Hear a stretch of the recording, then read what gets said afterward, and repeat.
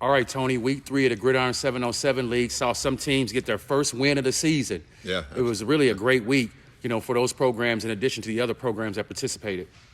Yeah, week 3, everybody's played everybody, so everybody knows who's who. I've been looking on the huddle part of it, and coaches are actually watching, so you can tell they're going in there trying to see what's going on. Good matchups. We played 2 games each this weekend. Had a couple teams, like always. Stand out. 2-0. Goon Squad and the Young Guns finished the weekend 2-0. Yeah, Goon Squad. They're putting together the good thing in the standings. They're right in the middle at 4-3. Young Guns 2-0. They're 7-0 on the season. But I'll say this: they did go 2-0, but they only scored 1 touchdown. And how do you go 2-0 and only score 1 touchdown? But they're playing defense. You're right. And their secondary's tough, and they're not giving up many points, so they don't have to score a lot. So I think the other teams will catch up a little bit, hopefully, and give them a challenge, in the upcoming weeks. All right, Tony, let's get into the standings for our JV division.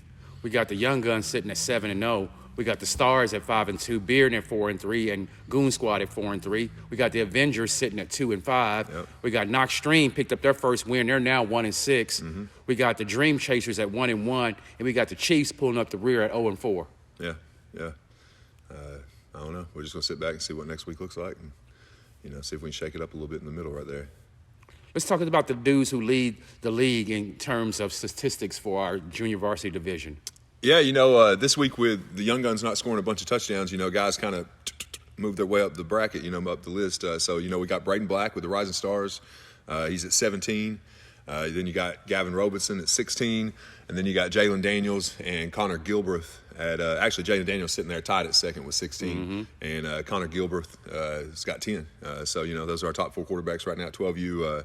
They're looking pretty good, definitely off the highlights in the film that we saw this past weekend. In terms of receivers, Tony, talk about the guys who are standing out in the league right now. Well, Terry and Stinson, we talked about him last week, 5 touchdowns. He's sitting at the top of the leaderboard right now with 9.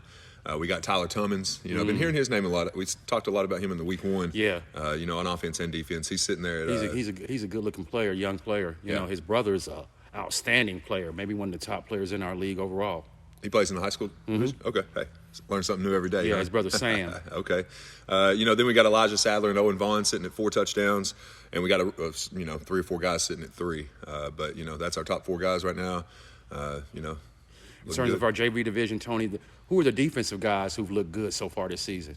We got 2 guys sitting on the top of this thing, man. We got 2 guys with 5 interceptions. Micah Jones, Elijah Sadler, with the Avengers and the Goon Squad. Michael Jones was sitting by himself last week, wasn't he? Yeah, I think he was. Elijah, he's coming in there and got a couple interceptions this week. Made a push for Player of the Week, I believe. So we'll see how that handles out for him. Let's talk about the guys who will be picking up some awards this week, Tony. All right, so 2 quarterbacks that did really good this week. We had Braden Black. He actually had Player of the Week, I believe, last week. Had 5 touchdowns. They went 1-1 with the Rising Stars. And then we also got Jalen Daniels that went 2-0. With the Goon Squad with 5 touchdowns also. So, we're just going to go with Jalen Daniels. Give it a new Goon guy Squad. this week. Yeah, absolutely. Big weekend by him. Good-looking kid, too. He's a big quarterback, too. Yeah, got man. Some size on him. He's grown. I trained him a little bit back in the day. His daddy, is a guy that I played high school football with, so I've been able to keep an eye on him a little bit. A ton of highlights during the fall season. It's just a little bit different game. First time playing 7-on-7, but he's doing well. Let's talk about the receivers, Tony. Let's talk about the guys who'll be bringing home some hardware. We got one guy, and we just said his name a minute ago. Tummins worked his way up into 2nd place in the leaderboard with 8. He had 4 touchdowns this past weekend at Bearden. Tyler Tummins, go-getter of the week. Congratulations. Let's talk about our top ball hog from week 3, Tony. Yeah, Elijah Sadler brought his name up a minute ago. 2 interceptions, the only guy in the whole age group that got 2 interceptions. He did his thing. Good job. Congratulations. Ball hawk of the week, Elijah Sadler from the Goon Squad. Great play. Young Guns. My bad. Great player in our JV division. I'm liking what I'm seeing. Yeah, absolutely, man. It's getting competitive. All right, Tony, in our varsity division, there seems to be a couple of teams that's making a move towards the top. Team Up Gray finally lost their first game. Yeah, Code Blue, Team Up Gray, had a pretty good competition the first game and, put them back against each other this week. And, Code Blue came back at them pretty good and, got them. Let's talk about the standings in our varsity division while we're at it. Yeah. You know, with those top two teams you just brought up, you know, everybody else is kind of sitting in the middle. You know, we've got 4 teams pretty much right there. You got the Crushers, the Stars, and Bearden sitting at 3 and 4. And then you got the Cougars at 2 and 5. And then we got Seymour sitting at 1 and 4. They got their first win this past weekend. So, you know, it's good competition. You know, it's one of the things in all of our age groups now, I think everybody's lost, you know, except the young guns. And we got something for the young guns next week or maybe the week after. But, you know, it'd be one of those things, you know, there's competition, and that's what we look for, you know, more than anything. And, you know, look forward to seeing these next couple of weeks, see who can, you know, really make adjustments. And that's the biggest thing about it. You know, when you play teams multiple times, you know, is who's going to watch the film and figure out, if we do this, we can do that. You know, they did this time, we're going to do this time, and actually have a coaching challenge. You know, that's the fun part of it. And I think a lot of these coaches, you know, they take it pretty serious, you know, and I think they want to try to get better. So, you know, it's going to be fun to see how they do. Tony, let's talk about the quarterbacks who have stood out through 3 weeks. All right, so we got 5 guys that are right there at the top. Stansberry, you know, has been at the top the whole season, sitting there with 23 touchdowns. We got Cunningham sitting there with 20. We got Elias Childers at 15. He's had a couple big weeks with the Crushers. You know, the first weekend wasn't that good, but they kind of turned it on a little bit with him. You also got Sparks with the Rising Stars at 13, and Logan Blue with the Cougars sitting at 13 also. So pretty close race right there. You got those 2 guys at the top, though, you know, so we'll just see how they do it. Let's talk about the receivers who've been getting off over the first 3 weeks. All right, so we got Jordan Hayes. Been talking about him each week. You know, we got a 3-way tie actually at first. One of the biggest weekends, though. I mean, we had Jordan Hayes, we had Riley Wolfenbarger at 8. We also got Dylan King. Dylan King had 5 touchdowns this weekend for Seymour. Yeah. Okay. You know, really big week for him. Yeah, really. You know, and this is our second week playing in the league, and Madden Guffey, you know, found his guy. You know, you got to find a guy on your team, and you know, he found him. So hopefully they'll have a good weekend next weekend also. Other than that, though, we have Evan Pyatt and Caleb Harris, both sitting at 6 at the 4 and 5 mark, right the there. top receivers. Yeah, That can change in a week. Yeah, no kidding, right? Let's talk about the defensive backs who've been getting off, Tony, over 3 weeks. Man, there's not really anybody to talk about. and we talk about this, you know, each week, you know, when we talk about touchdowns thrown and interceptions. So, you know, this week we got Jordan Hayes sitting at 2. I think he had 2 last week. Right. And I think he might have been at 2 the week before, to be honest with you. And then we got a handful of guys just sitting at 1. And there's not many, to be honest with you. What, there were 39 touchdowns thrown and 6 interceptions this past weekend? Yeah. In our varsity division? Yeah, in the varsity division. So, you know, once we get to the player week part, we'll talk about that a little bit more. All right, let's get right into that, Tony. Let's talk about the quarterback who's going to take home some hardware this week. All right, so, you know, one thing about this league, it's stat-driven, so guys can win, you know, nearly every week if they go out and ball out. So, you know, we got Blaine Stansberry, Team Go Blue, 8 touchdowns in 2 games, pretty big. You know, not too many people average 4 touchdowns a game, to be honest with you. So, you know, their offense is hitting on all cylinders. Got to see a little bit of film on them this weekend, actually, you know, just kind of see who's doing what and, you know, kind of keeping up with Blaine, too. He's one of the guys I've been training for a couple years now, so, you know, we'll just watch their progression. But, you know, they got a good offense, man, and it carries down from the high school. You know, Coach Moog, you know, he's been doing 7-on-7 for a handful of years with those boys, and, you know, just each team he gets, you know, they just plug it in and continue with the success. So it's fun to watch them play. Let's talk about the top go-getter, Tony. So yeah, Gunslinger the week, Blaine Stansberry, congratulations, second time this year. When we get to the receivers, you know, we talked about Dylan King from Seymour. 5 touchdowns, only guy in the league that had 5 touchdowns, helped them get their first win. They're 1-1 this weekend. So Dylan King, go-getter of the week, you know, congratulations. Who was our top ball hawk, Tony, in week 3?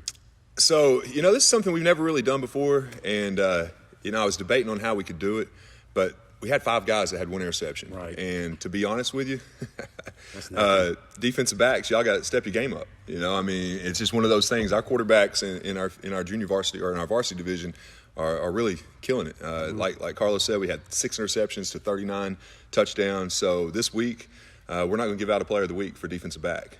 So you guys got to come out and earn it. Somebody needs to step up and show out. Yeah, this isn't just a show up and get a trophy league, but you know, just step up. You know, congratulations to the offensive guys though for you know, executing.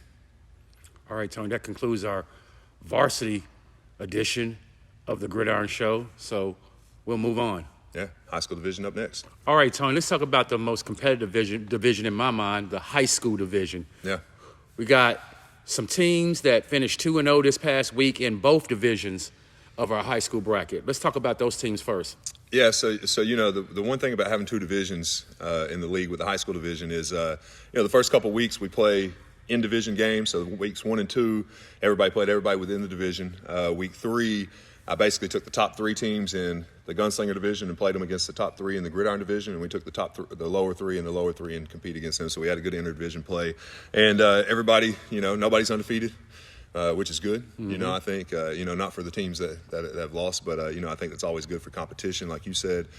So this week, when we had these matchups, we had Betsy Built and Grace Rams finished 2-0.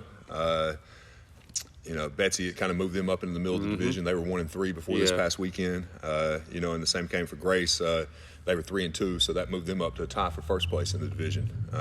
So when we get to the Gridiron division, you had Bearden and Seymour. Bearden's been pretty good the past couple weeks. Bearden's a tough team. Yeah, they are, man. Good players. They got some good players. Good coach. Yeah, I mean all the way around. They just execution. Playing. Went 2-0. Seymour.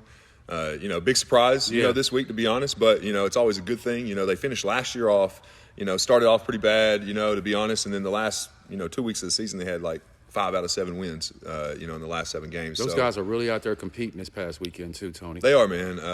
Coach Serafin, he's done a good job with those boys, and, it's so 2-0, that's all you can say, really. Got those guys a couple wins, just build some confidence. Their quarterback, Blake Johnson, had a pretty big week. I think he had about 5 touchdowns in those 2 games, so that was impressive for him to step up and just be able to lead his team. So hopefully that'll add confidence and, just keep those boys showing up and just working. Let's talk about the standings, Tony. In the Gunslinger division, we got the Cougars sitting at 5 and 2. We got Grace also sitting at 5 and 2. 1776 is 4 and 3. Betsy Built 4 and 3. CAK at 3 and 4. And we got the Hurricanes pulling up the rear at 1 and 6. Yep, they got their first win this weekend also, though, so it's exciting. Just when those guys get those wins, because they're out there doing their thing, and breeds confidence. Get to see emotion, and that's the funnest part, the most fun part, when it comes to sports, is just seeing that emotion and joy and all that stuff. So for those guys to get that win, they've been playing good. They've had some close games, so I know they're going to win some more games as it goes. So look forward to those guys competing this upcoming weekend. In our Gridiron division, we got Team Up Black sitting at 6 and 1, and Bearden sitting at 6 and 1. Yep. We got the Carnes Beavers at 3 and 4. We got the Crushers at 2 and 5, and we got Seymour at 2 and 5, and we got Team Pressure, the veteran team, at 1 and 6. Yeah, I know, man. Hunter White's used to being right there at the top. So, I think everything you go through is a good challenge, So this year, the first time he's not playing with the high school team, he's got more of a mixed team of guys that from different schools, and that's a little different than running your offense in high school, Right, it really is. So just, look forward to seeing those guys come out and compete, though. Let's talk about the quarterbacks, Tony, through 3 weeks who've really looked good in the Gridiron League. All right, so we got 5 guys that are sitting there at the top of the list right now. We got Cherry with 18 touchdowns. We got Hensley with 16. We got Hensley, Hall, and White tied at 16 right now for a 3-way tie for second race place. there. Yeah, absolutely, man. And we got Edmondson. He's right there, sitting there at 15. So the top 5 guys are within 3 touchdowns of each other. That's real good. And all 5 of those guys are dudes. They can play the game. You don't. That's the thing about 7-on-7. Sometimes you end up with guys that play bigger than they would on Friday nights, and people talk about that stuff. But, these guys are, I think, all guys that are going to show up on Friday night and execute and play. A couple of them have actually done it before. And then we got a couple of young guys, though, that are going to get their first year of true varsity action this year. So let's talk about the wide receivers, Tony, the pass catchers who stood out, through 3 weeks. Yeah, so we got 3 guys. We got Devin Jones, sitting on the top of the list, just like last year. Kind of broke a record last year in our league for most touchdowns. Yeah, man. So, he's got 9 touchdowns. He's helping Hensley. Good receiver to be able to go to, and make plays for him. Pierce Browning, you've been talking about him all year. That's my guy. He's sitting at 8 touchdowns. And then we got Bishop. Deshaun Bishop. Yeah, Deshaun Bishop. It just seems like you get him on the field, he's going to find a way in the end zone. He's going to make a play. One way or the other. He's going to make a play for you, whether Tony. It's passing. I bet if you put him on defense, he's probably going to make some plays there too. So you never know. All right, Tony, let's talk about the DBs, the ball hawks, who've really been showing out through 3 weeks in the Gridiron 7-on-7 league. Yeah, so we got 3 guys sitting on top of the list. We got a handful of guys below that, but we got Ethan Miller, Hal Niendorf, and Keaton Gramman. All 3 of those guys have 3 interceptions. That's really all you can say about it. Sitting at the top of the list right now, 3 interceptions. There's about 5 or 6 guys sitting tied at 2. So, could be anybody's game with this right now, actually. Let's talk about the guys who will pick up some hardware this week, Tony, from week 3 action. All right, so when it comes to quarterbacks, had one guy really had the most touchdowns this week, Isaiah Hall, team 1776, had 7 touchdowns. So Isaiah Hall's gunslinger of the week. All right, let's talk about who's our go-getter of the week, Tony. All right, so we had 3 guys this weekend that performed well, had 3 touchdowns each. We had Braden Ray from Grace. We had Dallas Williamson from 1776. And then we also had Skylar Hubbard from the Hurricanes. So this week, just helping to get that first win. And he's made some plays over the past few weeks anyways. Skylar Hubbard with the Hurricanes, congratulations, go-getter of the week. Come and see me on Sunday. Yeah, absolutely. In terms of our ball hawk of the week, Tony. We got one guy, and it kind of fits. Josh Nevins, 2 interceptions to help lead Seymour to 2-0 this weekend. So Josh Nevins, ball hawk of the week.